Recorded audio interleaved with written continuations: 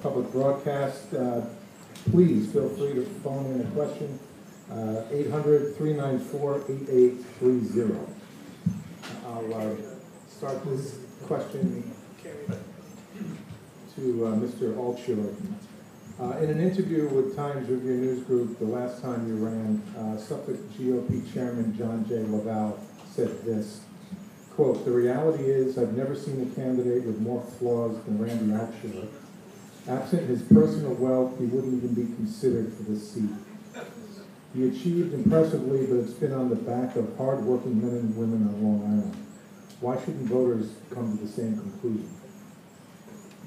Well, who says that Congressman Bishop doesn't like the Republicans? I think if nothing else, this proves that I am not a man of the party. Look, as many people may have followed in 2010, we had a very contentious primary on the Republican side, where unfortunately I was running against the state party chairman's son in the primary. A lot of things were said. I'm sure people, some of which people regret that they ever said. But it is what it is, and I'm proud of my record. I've created 2 companies. I've created 1,000 American jobs. That's the bottom line. And I know how to create jobs. And yes, it's true, I had employees all around the world. I had an international business. But we also have to face the reality that without those employees around the world, we wouldn't be able to create the jobs here in America. And we have to look at the underlying root of why we don't have more jobs in America. Now, it's easy to criticize people in the private sector and say it's their fault. But we have systemic issues right now that are forcing companies out of New York, out of Suffolk County, and out of this country. And we need to get serious about fixing them. And fixing them means looking at our tax system. Fixing them means looking at our regulatory system. Fixing them means looking at our education system. There's a whole series of things that we need to do to fix that problem. It's not the private sector that's the problem. The problem is that we've created structural issues in this country through overt government intervention, through malfeasance and other issues that are preventing us from being, what we need to be. And I have the business experience. I've been in the real world. I've done it, and I'll use that experience to come in and help fix the problem. I don't think we're going to get to be where we need to be, as Mr. Altschuler puts it, by sending American jobs overseas. I just don't.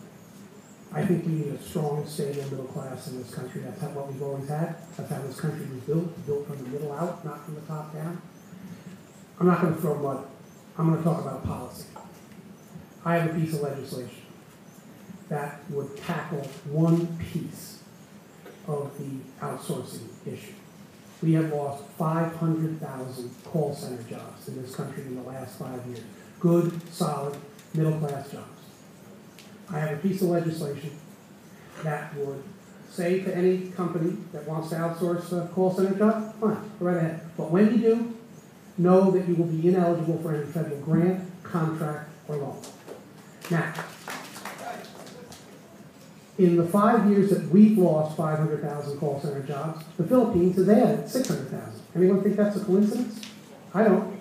When I offered my bill, and by the way, it's bipartisan, has 137 co-sponsors, including my leading co-sponsor is a Republican, freshman Republican from West Virginia, David McKinley. The government of the Philippines launched a massive lobbying effort to block what they referred to as the Bishop bill. Why? Because they thought it would be detrimental to their economy. Now, I'm not insensitive to the needs of the Filipino economy, but I care a hell of a lot more about our economy. So, if it's so important to the Filipino economy that they get our outsourcing business, shouldn't it be important to our economy?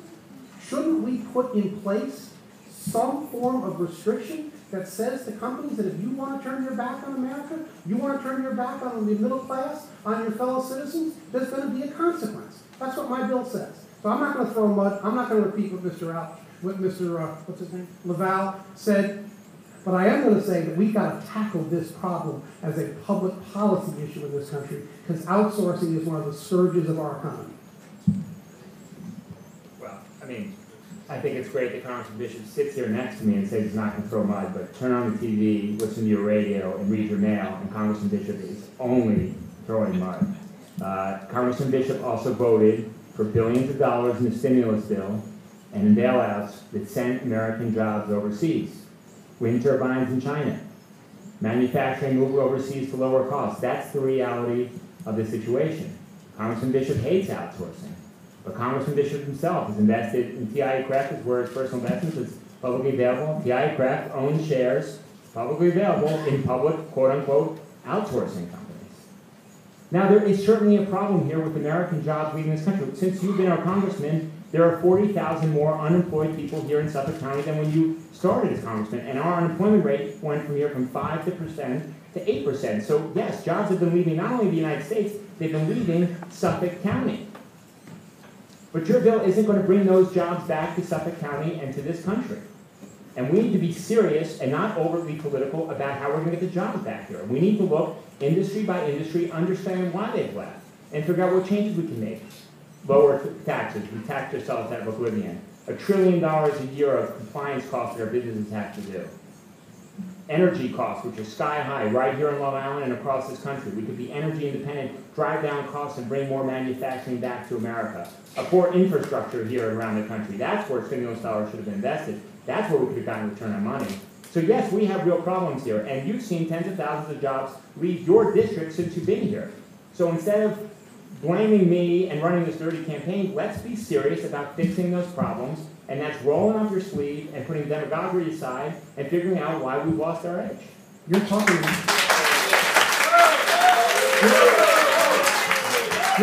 he's talking to me about demagoguery? He's talking to me about dirty campaigning? Any of you got a campaign piece in your mail that attacks my daughter? Attacks my wife? So let's, all right, look. Please, please. Okay, look.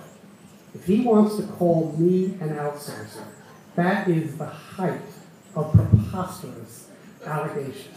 Now look, I have a TIAA Craft account. That's my pension from the 29 years I worked at Southampton College. I do not have any say whatsoever on how it's invested. Now, my opponent founded a company that, quote, was dedicated to making outsourcing happen. I didn't say that. That's how his company was described. He was described as, quote, an outsourcing pioneer, quote, unquote. His partner said that he, quote, wanted to lead the exodus of white-collar jobs out of America. I didn't say that. His partner said it. So if he wants to say that I'm the outsourcer because I have a TIAA Craft account, please. If he wants to say that I'm the outsourcer because I wanted to save General Motors and Chrysler as opposed to letting them fail and put 1 million Americans out of work, please, let's be rational here. Let's be honest here. He made a lot of money as an outsourcer. That's just the truth. That's just the truth. John J. Laval was simply observing how Randy came to Suffolk County. And by the way, if he's so concerned about Suffolk County, he's got a company called Cloud Blue that's got 40 locations all over the country and the world. Guess where none of them are? Yeah. Suffolk County. So he says he wants to bring jobs to Suffolk County. And by the way, there are 27,000 more jobs in Suffolk County than there were the day I took office. Not enough. Don't get me wrong. Not enough. But 27,000 more jobs that existed there. But if he really cared about Suffolk County, wouldn't he have put at least one of the 40 locations of his company somewhere on Long Island? Please.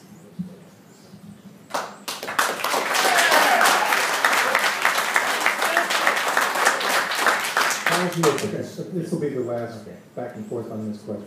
The slogan of your campaign is, Randy Altschuler's business is outsourcing. Now, you just told everybody here, and by the way, I sold Elvis Tiger in 2006, which you conveniently don't mention in your literature. Are you telling everybody here that my business today is outsourcing? Is Cloud Blue an outsourcing company? Because literally the motto of your campaign, or tagline, is Randy Altschuler's business is outsourcing. That's a total lie. Okay? That's an absolute lie. And also, the second thing is to sit here and say, well, it's okay, I did what I had to do, there were reasons for it, and I'm not responsible for where money's invested. Well, you're not taking responsibility. You sent through the stimulus bill billions of dollars overseas. That's a fact. American jobs were lost here, and jobs were gained overseas in China and other countries because of legislation that you voted for. That you're being a demagogue. And in terms of Cloud Blue, I'm in the private sector. And again, you're saying something that's false. If you actually read the Cloud Blue website, you'd understand that those quote-unquote 40 locations, the domestic ones are Cloud Blues, and Newsday pointed this out. The other ones are partners that we have because we provide an international service to our customers around the world. But I've created American jobs. You haven't created American jobs. So for you to sit here and lecture me about job creation while you've seen unemployment in your district go from 5 to 8% since you've been in Congress, see 40,000 more unemployed people, I find that remarkable.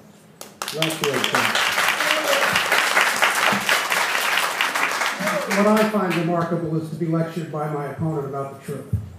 And nothing that he just said diminishes what I just said. What I just said, I don't care whether he has 40, 20, whatever they are. None of them are in Suffolk County. Not one. Now here's a guy who wants Suffolk County to hire him, but he's unwilling to hire anyone in Suffolk County. And that's the truth.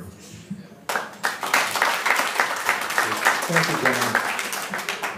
Okay, Mr. Bishop, one of your constituents, Eric Semler, asked for help to get a federal permit for fireworks at a Southampton house for his son's bar mitzvah celebration. It's been reported your campaign staff asked for a $10,000 donation, and the Semlers, after getting the permit, donated $5,000. Newsday said it carries, quote, the appearance of impropriety, close quote. Isn't that pay for play, and isn't that questionably ethical? Absolutely not. Let me tell you the truth. Let me tell you the truth. We were asked to help Mr. Semler get a permit. We did. We were then told that Mr. Semler wanted to make a contribution and that my fundraiser should follow up. My fundraiser, who is my daughter, and I'm very proud of that, followed up. She sent him an email that said that we understand that you wish to make a contribution. If you wish to make a contribution, here's what you need to know. Here's the maximum that you can contribute if you contribute by a certain date. Here's the maximum you can contribute if you contribute by another date. If you wish to make a contribution, here's the address that you mail it to. That was not a solicitation. No more contact with Mr. Semler. 5 weeks later, he made a $5,000 contribution. There was no quid pro quo. There was no improper solicitation. We were asked for information. We provided it. We were asked to provide help like we have been for tens of thousands of constituents, and we provided it. Congressman Bishop was just selected as one of the 12 most corrupt members of Congress. That was done by a watchdog group, a nonpartisan watchdog group. Totally nonpartisan watchdog group. I've asked Congressman Bishop before 2 times in the letter, and we've spoken about this in a previous night. If there is nothing here to be concerned about, I'd ask him voluntarily to call for an investigation. There is a House committee that could do that. I know the Congressman would voluntarily participate and give him everything he asked for. Let's just do that. Let's clear the air on it right now. That's originally what we asked for when this came out. And let's be clear as well that when you read the political story, there are comments from Eric Semler that say that he found this to be disgusting. And that he didn't, and I don't remember the exact quotes, but to paraphrase, he didn't understand and couldn't believe he was being solicited in the midst of asking for help for what was supposed to be constituent service. So those quotes are from Eric Semler. They're not from me. They're not from this watchdog group. They're not from anybody else. Those are quotes from him. So clearly he saw things differently than you did. And even in your response to this in the political article, you said, it's no different than when a veteran gives me $10 as a thank you for the medals. I don't have the exact article in front of me, but I think I'm paraphrasing it pretty well. Or when a couple gets a travel visa, I expedite a travel visa for them, and they send me $100 later on to thank me as well. Well, that actually is illegal. And you're actually not supposed to be giving gratuities to your congressman. And that is a big problem with the system. So again, I go back to call for investigation yourself. Newsday did, the Daily News did, the New York Post did, this watchdog group did. And let's have the investigation and it'll all be cleared up. One way or the other. One of your political cronies has already called for an investigation. There's no need for me to call for one. I don't think Bob Creighton, the former... Fair.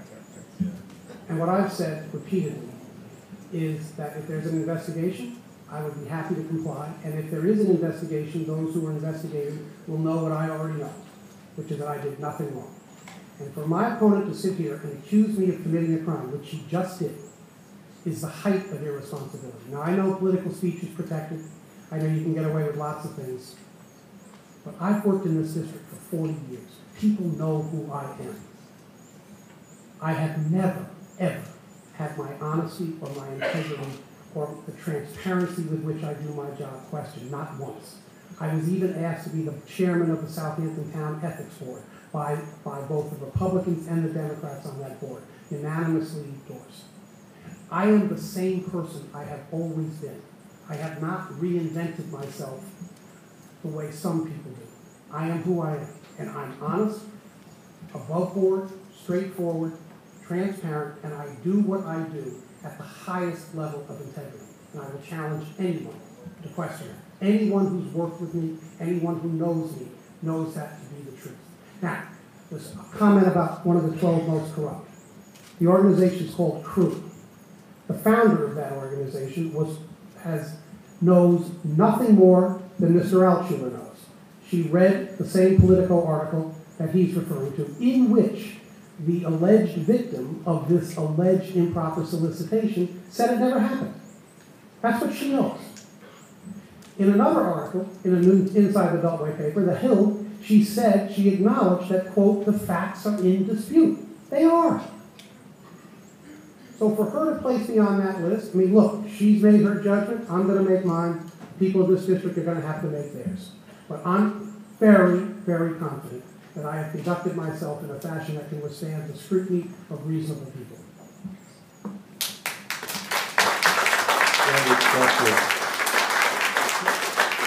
Could you get some additional water for the candidates, please?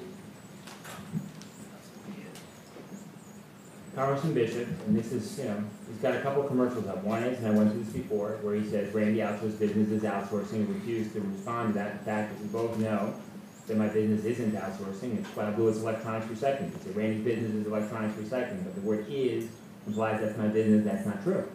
Then Congressman Bishop runs a commercial where he sits there and he tells you that Randy Altschuler called him a criminal. Well, anybody who's seen my advertisements knows that I never call you a criminal. And the only person who, and that's the fact.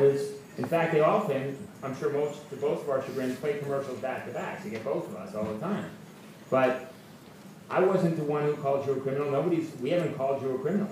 That's not what we said at all. So I understand in the political crony you talk about who asked for an investigation, that political crony is Bob Creighton, who used to be the chief of the Suffolk County Police. He's a respected councilman in Smithtown. I don't think anybody would consider, but Bob Creighton is a very independent person who is nobody's political crony. And I think his reputation is beyond reproach as well. So all I'm asking for here is, if there's nothing to be debated here, call for an open investigation, have the investigation, and then it's over with. That's simple. Thank you, gentlemen. We have a question that came over the radio from Derek in Watermill, and it's to both candidates. How supportive are you of your party's presidential candidate, and how would working with a president from your party differ from doing so with a president from the opposing party in regards to effectively representing the 1st Congressional District? I'm very supportive of Mitt Romney. I think he would be a terrific president. I think he has a sterling record of achievement in the private sector. He was a successful governor, and he saved the Olympics and ended up pulling off a great Olympics. So I think his track record speaks for itself. He's lived in the business world and the private sector, and I think we desperately need those skills today in Washington. And so, I think he'd be a great candidate. And I would look forward to working with Mitt Romney, and I hope he gets there and he's got my support 100%. But I do think we have a problem right now where there is too much partisanship. And frankly, it wouldn't matter if it was Mitt Romney or if it was Barack Obama who was reelected. It's my responsibility to represent this district. It's my responsibility to put our country first. Now, one criticism I've had of Congressman Bishop over and over again is the fact that he votes 93 to 98% of the time with his party. That's his track record over the last 10 years. And I will say that it would be irresponsible for me to come back here to a district which is clearly split. We had the closest race in the country in 2010, and this district actually has slightly more registered Republicans and Democrats, to come back here and vote 100% or nearly 100% of the time with my party. It's my job to put our district first and the country first, and that means working with the president. And I would urge my own party to do the same thing. If it's Mitt Romney, terrific, that would be easier. But if it's Barack Obama, we've got to get through all this, and we've got to do our darndest to find common ground and push through some common sense things that are going to help everyone.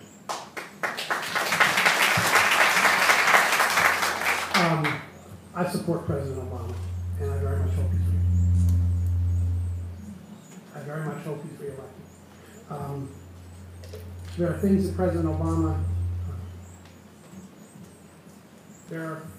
President Obama has done that I take issue with. There are positions he has that I don't share, but I think on balance, he's been a good president, and I think by a decisive margin, he will be a better president than Governor Romney would be. And let me tell you why. I am very, very troubled by what I see as Governor Romney's prescription for moving the country forward in terms of our finances. The budget that Governor Romney has proposed would cut taxes by approximately $9.5 trillion over the next 10 years. And it would increase spending on defense to 5% of gross domestic product. So it would move defense spending from roughly $600 billion a year to $750 billion a year. And I will tell you, leave all value judgments aside, the math just doesn't work. You cannot cut taxes to the extent that he's proposing, increase defense spending to the extent that he's proposing, balance the budget as he promises he will do, and protect Social Security, Medicare, veterans benefits, education, healthcare. You just can't. Leave value judgments aside. The math just doesn't work. And so frankly, I find it very frightening that he is this deep into the presidential campaign. We're only 5.5 weeks out, and he's putting forth a set of prescriptions that are fantasy in the extreme. I think the President Obama, has put forth much more realistic prescriptions. Now, Mr. Altschuler talks about partisanship, and he's trying to describe me as a hyper-partisan, and he's trying to describe himself as the pinnacle of bipartisan reasonableness. He's not even a member, and he has signed on to two of the most extreme, partisan, ideologically driven documents that there are in Washington. One is the Ryan budget, an extreme partisan document, which he has said he would have supported had he been in Congress. And the other is the Grover-Norquist no new tax pledge. Now let me tell you what the Grover-Norquist no new tax pledge means. It means that the $4 billion a year in subsidies that we provide to the oil companies, they would stay. Because that's considered, if we were to repeal those, that would be considered a tax on the oil companies. They make $137 billion a year in profit. We're going to keep giving them subsidies? I don't think so. I don't think that's right. It means that any loophole that exists, if you incorporate a company in the Cayman Islands, or in Bermuda, or in the Netherlands, or in Ireland, that those tax breaks would remain. And I don't think anyone thinks that's reasonable either, at least I don't. So he presents himself, and by the way, it's easy to be a candidate and promise things because there are no proof points against which to measure whether or not what's being said is credible.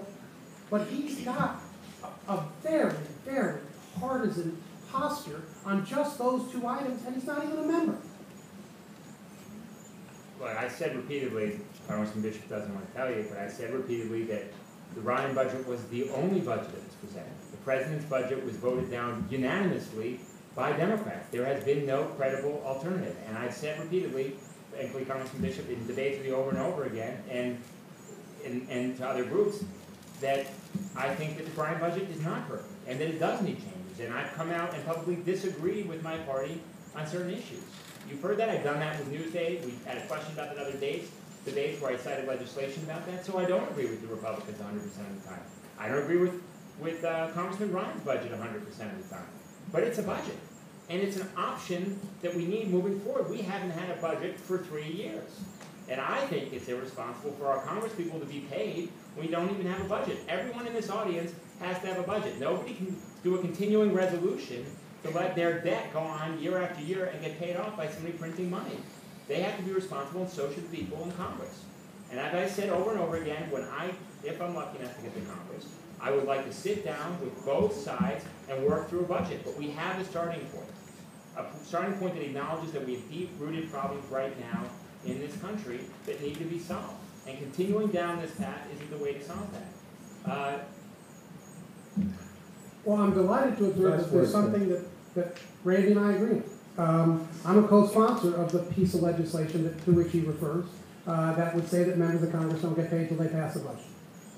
Now, with respect to sitting down and being a bipartisan participant in serious discussions about what we're doing, I believe that my opponent has disqualified himself from being a serious participant. Budgets have two sides. One is revenue, the other is expense.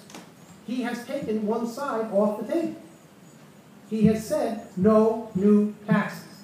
Let me tell you, folks, we can't get there. We can't defend Social Security, Medicare, our country, our national interests with the level of revenue that we have. We just can't. The math doesn't work. Again, I will say, leave aside the values.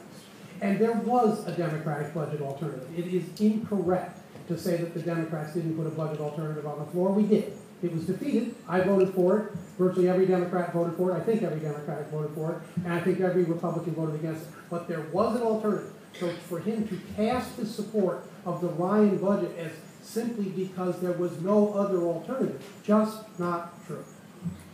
Okay, thank you, gentlemen. We have an online question. Clint asks, what foreign policy issue do you think is the most important to the U.S. today, and how would you as a congressman take action on that issue? We'll start with you, Congressman. There are several, but I think all of the foreign policy issues that are crucial to our national interests revolve around the Middle East. And it is, I think, first and foremost, I think extricating ourselves from Iraq in a fashion that is honorable, but that recognizes that we have done the job that we went to Iraq. Afghanistan. That we have done the job that we went to Afghanistan to do, and it's time to get up. And then, and I shouldn't say first and foremost. That certainly is very important. Also, very, very important is to see to it that we protect and defend the safety and security of our closest ally in the Middle East, that is to say Israel.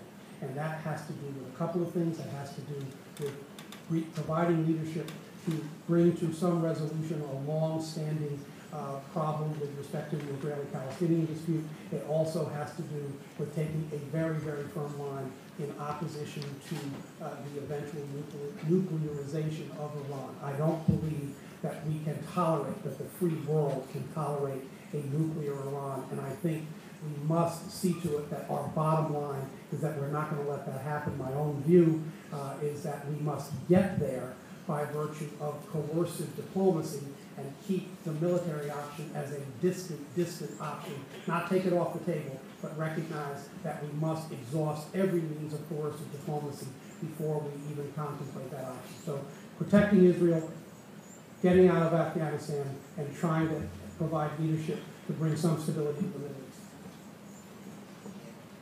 It's a nice moment. I agree with everything that Congressman Bishop said. The one thing I would add to that, I think certainly really I think across the board, our men and women are still in harm's way in Afghanistan. We still have troops in 150 different locations around the world. So protecting them has got to be our absolute top priority because they're literally risking their lives for us. I think the situation with Israel is dire right now. She needs our support. She is our staunchest ally in the Middle East, and the enemies that she is facing are in many cases the same enemies that we are facing. And that's where it gets to the third point, which is Iran, and a nuclear Iran, which would be a disaster for this country. And if Iran does become nuclear, that will completely destabilize the Middle East. It will cause a nuclear arms race where countries like Saudi Arabia, other countries in the Middle East which are terrified of Iran will also want nuclear arms.